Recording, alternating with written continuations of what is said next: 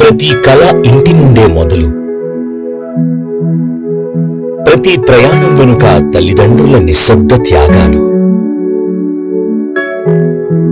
ఇది గమ్యం కాదు, ఇది మార్గం. ఇవాళ తెలివి ఒక్కటే చాలదు, క్రమశిక్షణ ఉంటే కాని విజయం దక్కదు. ప్రతి అడుగు క్రమశిక్షణతో, ప్రతి విజయం విద్యతో. మన VVIT university. Absolute discipline, absolute education. Meet the tomorrow today. ICFI is the bridge between tomorrow and today. Bridge between aspirations and accomplishment. Bridge between I wish to I can. I will remove the gap. Welcome to the I. I am ICFI. Belief called I can fly above imagination.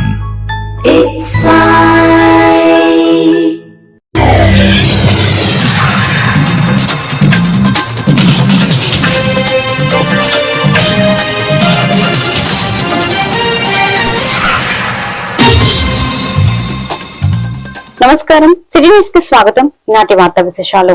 Janasena అధినేత ఉప ముఖ్యమంత్రి పవన్ కళ్యాణ్ పై మాజీ మంత్రి YCP నేత పేర్ని నాని చేసిన వ్యాఖ్యలపై Janasena party రాష్ట్ర కార్యదర్శి మరియు విజయవాడ తూర్పు నియోజకవర్గం మరియు విజయవాడ పార్లమెంట్ సమన్వయకర్త అమ్మిశెట్టి వాసు తమ కార్యాలయంలో మీడియా సమావేశం ఏర్పాటు చేశారు. ఈ సందర్భంగా Ammisetti Vasu, Krishna Penna regional coordinator Vijayalakshmi, AP రాష్ట్ర నగరాల కార్పొరేషన్ డైరెక్టర్ కరణం దివాకర్ మాట్లాడుతూ, మాజీ మంత్రి పేర్ని మా నాయకుడిపై అవాకులు చవాకులు పేలారని, ఇప్పటంలో ఇల్లు కూల్చితే అక్కడకు వెళ్లారు, మచిలీపట్నంలో ఇల్లు కూల్చినప్పుడు ఎందుకు రాలేదనడం హాస్యాస్పదం అన్నారు. ఈ రోజు ఈ ప్రెస్ మీట్ పెట్టే ముఖ్య ఉద్దేశం ఏంటంటే, నిన్న పేర్ని నాని గారు మా అధ్యక్షులు డిప్యూటీ సీఎం పవన్ కళ్యాణ్ గారి మీద అవాకులు చవాకులు పేలుస్తూ బురద జల్లే కార్యక్రమం చేస్తున్నటువంటి పేర్ని నాని గారికి మేము ఈ మీడియా ద్వారా మా సందేశాన్ని అందించాలని కోరుకుంటాం. ముఖ్యంగా పేర్ని నాని గారు మాట్లాడింది ఏంటంటే, అయ్యా పవన్ కళ్యాణ్ గారు, మీరు మా ప్రభుత్వంలో ప్రభుత్వ గోడని ఇప్పటంలో కూలుస్తా ఉంటే మీరు కారు జీపు మీద ఎక్కి మీరు ఇప్పటం వచ్చారు. ఇప్పుడు మీరు ప్రభుత్వంలో ఉండగా పవన్ కళ్యాణ్ గారిని చూసి ఈ కూటమి ప్రభుత్వానికి పవన్ కళ్యాణ్ గారు కానీ అండగా ఉంటే మనకిక అధికారం రాదని వైసీపీ నాయకులు కొంతమంది కుట్రపూర్తంగా పేర్ని నాని అనే వ్యక్తిని ప్రెస్ మీట్ల ముందు కూర్చోబెడతా ఉన్నారు.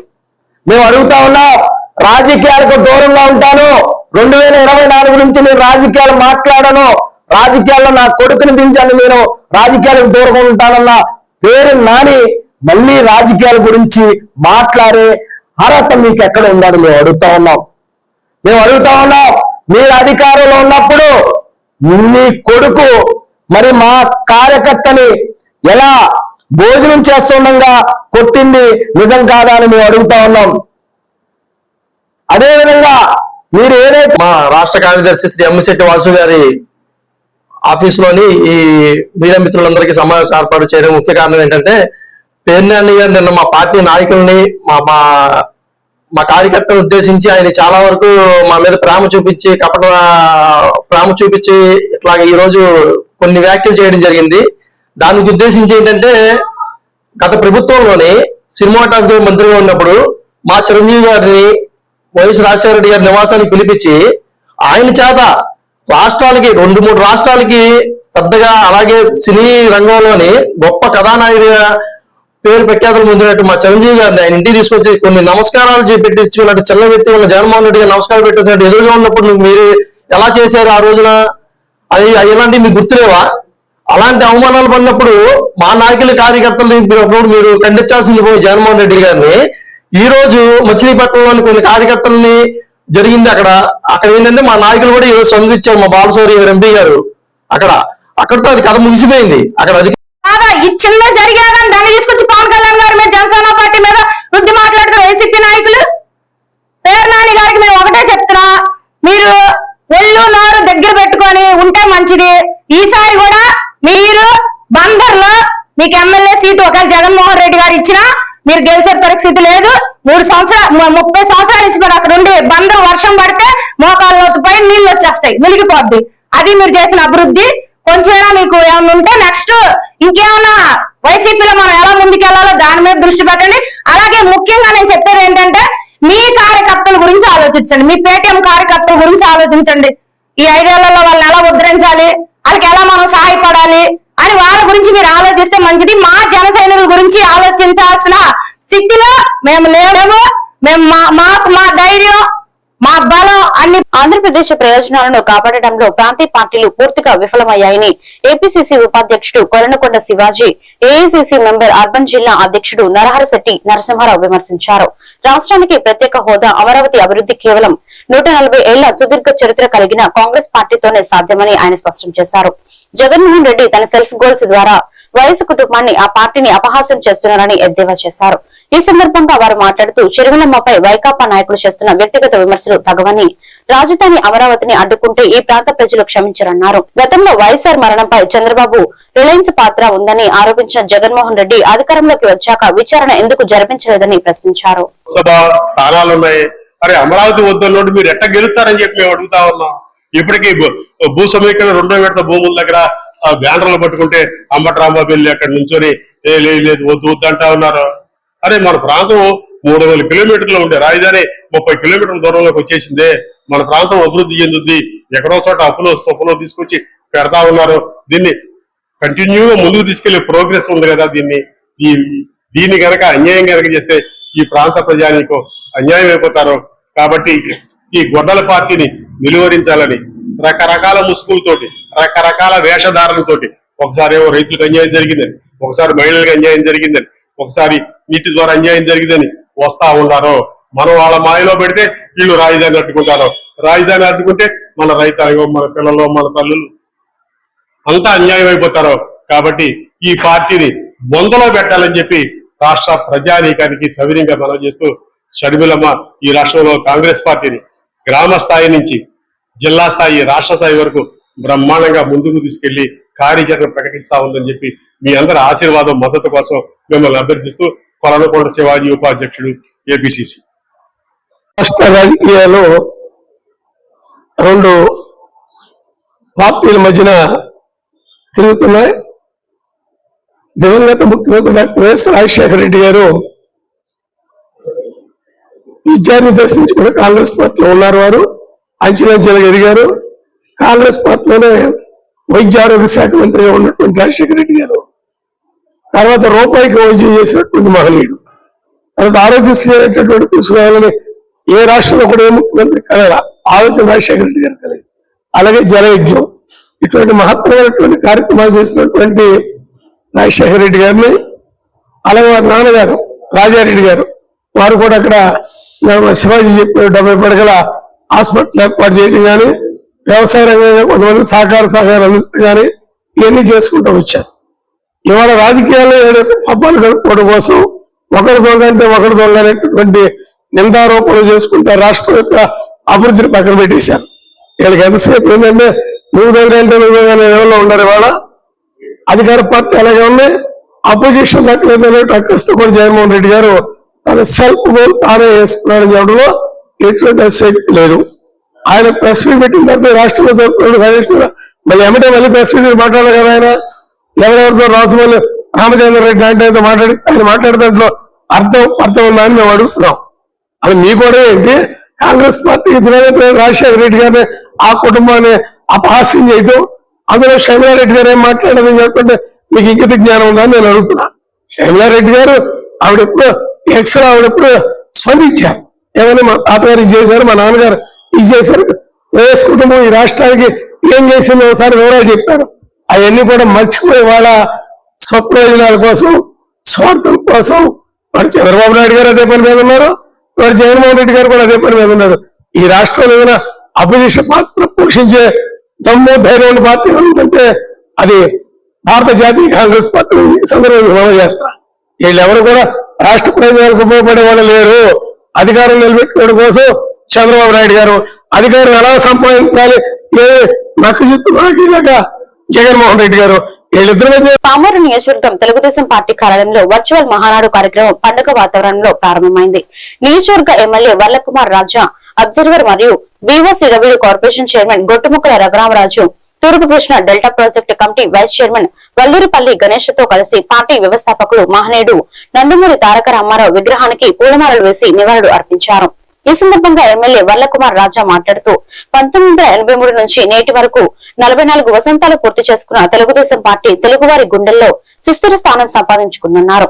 ఎన్టీఆర్ ఆశయాలను ముందుకు తీసుకెళ్లేందుకు ముఖ్యమంత్రి నారా చంద్రబాబు నాయుడు, యువనేత నారా లోకేష్ నిర్విరామంగా కృషి చేస్తున్నారని కొనియాడారు.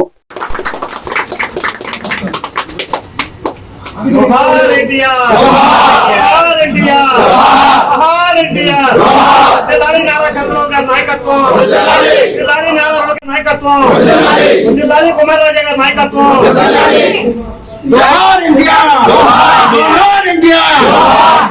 జై తెలుగుదేశం, జై తెలుగుదేశం.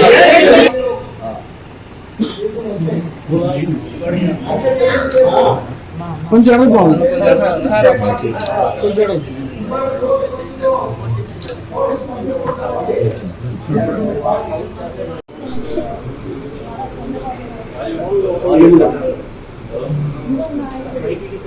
ఒక సామాన్య సభ కాదు, పసుపు సైన్యం యొక్క గర్జన. ఈ మహానాడు కేవలం మన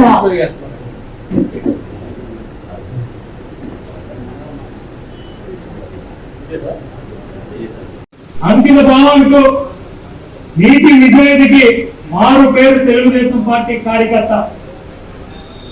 ఎండలుగా వానలుగా ప్రజా సేవ చేస్తూ అదరక బెదరక ఎన్ని ఇబ్బందులు పెట్టినా కూడా బొమ్మగా నిలబడేది తెలుగుదేశం పార్టీ కార్యకర్తే. ఆనాడు అన్న నందమూరి తారక రామారావు గారు సామాన్య కార్యకర్తలను గుర్తించి ప్రజాప్రతినిధిగా తయారు చేస్తే ఈనాడు తెలుగుదేశం పార్టీ జాతీయ అధ్యక్షులు గౌరవనీయులు శ్రీ నారా చంద్రబాబు నాయుడు గారు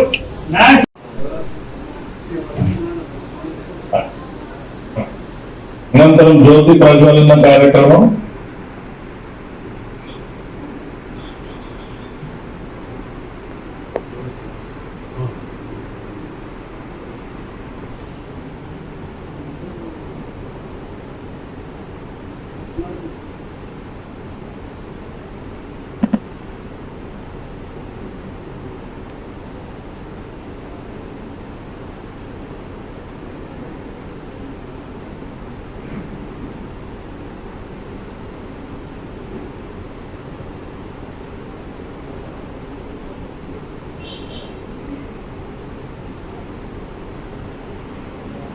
ప్రజలు బాధపడ్డారు.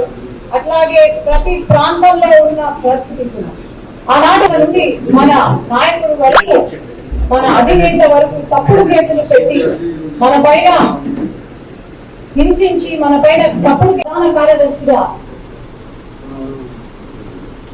నివేదికను సమర్పించే అవకాశం నాకు ఇచ్చిన ముఖ్యమంత్రి గారికి ధన్యవాదాలు తెలియజేసుకుంటూ, జనసేనతో మనము ఏర్పరచుకున్న పొత్తు కూటమి ప్రభుత్వం ప్రజాస్వామ్యం మనం పరిపాలనగా అట్లాగే ఏదైతే 5 సంవత్సరాలు గొడ్డని పరిపాలన ఎలా ఉందో మనం అందరం వారి నినాదం హత్యలు, అవినీతి, దోపిడీ. అట్లాగే కృష్ణా జిల్లా గుడివాడలో 10 వేదికల్లో వర్చువల్ మహానాడుకు స్థానిక ఎమ్మెల్యే వెనగళ్ల రాము ఆధ్వర్యంలో ఘనంగా నిర్వహించారు. కార్యకర్తలు, పార్టీ అభిమానులు పెద్ద ఎత్తున పాల్గొన్నారు. అన్ని క్లస్టర్లను స్వయంగా పరిశీలించారు. వైసీపీపై ఎమ్మెల్యే రాము ఫైర్ అయ్యారు. అబద్దాల ఫ్యాక్టరీల ప్రతిపక్షం ఉందన్నారు. మహానాడు స్ఫూర్తితో స్థానిక ఎన్నికలకు సిద్ధంగా ఉండాలన్నారు. నియోజకవర్గంలో 280 కోట్లతో అభివృద్ధి పనులు చేశామన్నారు. ఇది శాంపిల్ మాత్రమేనని రాబోయే ఏడాదిలో మరింత అభివృద్ధి చేస్తామన్నారు. అభివృద్ధి, ప్రజల సంక్షేమమే టీడీపీ అజెండా అని ఎమ్మెల్యే వెనుకల రాము తెలియజేశారు. మనం చేసే మంచిని క్షేత్రస్థాయిలో వెళ్లి ప్రజలకు వివరించాలని పార్టీ శ్రేణులకు పిలుపునిచ్చారు.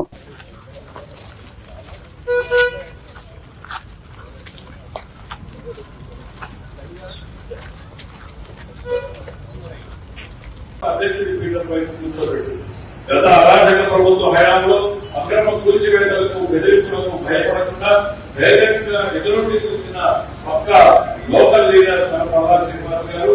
ఆయన గాజువాక ఎమ్మెల్యేగా అత్యధిక మెజారిటీతో గెలిచి రాష్ట్ర పార్టీ అధ్యక్షుడిగా అందరికీ దిశానిర్దేశం చేయాల్సిందిగా ఆహ్వానిస్తున్నాను. I welcome. మీరందరూ గుర్తుపెట్టుకోవాల్సిన అవసరం ఉంది. కూటమి ధర్మాన్ని పాటిద్దాం. మిత్ర పక్షాలతో ఐక్యంగా సఖ్యతతో ఉందాం. మళ్ళీ రేపు ఏ ఎన్నికలు పెట్టినా ఆనాటి కంటే ఎక్కువ ఓట్లు సాధిస్తే అది మన పర్ఫార్మెన్స్. తక్కువ వస్తే ఎక్కడో లోపం జరిగింది, ఆ లోపాన్ని కరెక్ట్. భారతదేశ చరిత్రలో ఎప్పుడు జరిగిన విధంగా 94 స్థానాలు మనం కైవసం చేస్తున్నాం. 125 నియోజకవర్గాలు 164 స్థానాలు ఎన్డీఏ సొంతం చేసుకుంది. శ్రీకాంత్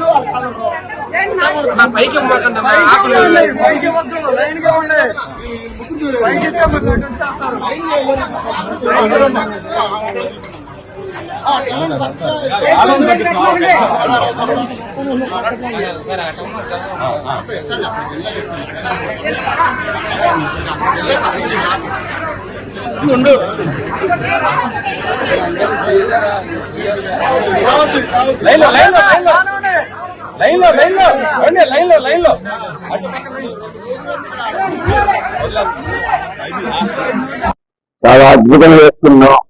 ఇక్కడ ప్రధానంగా క్లస్టర్ నెంబర్ 4 లో క్లస్టర్ నెంబర్ 5 లో ఎంత స్ట్రాంగ్ అటెండెన్స్ ఉంది. వెరీ ప్రౌడ్ ఆఫ్ యూ మీ అందరితో. ఇదే స్ఫూర్తి ఇవాళ రేపు సాయంత్రం నాటి వాళ్ళు వెయిట్ చేయటం కాకుండా రేపు కూడా అందరూ కూడా తప్పులు లేకుండా మంచి మంచి ఈ క్లస్టర్ కి మంచి పేరు తీసుకున్నట్టు.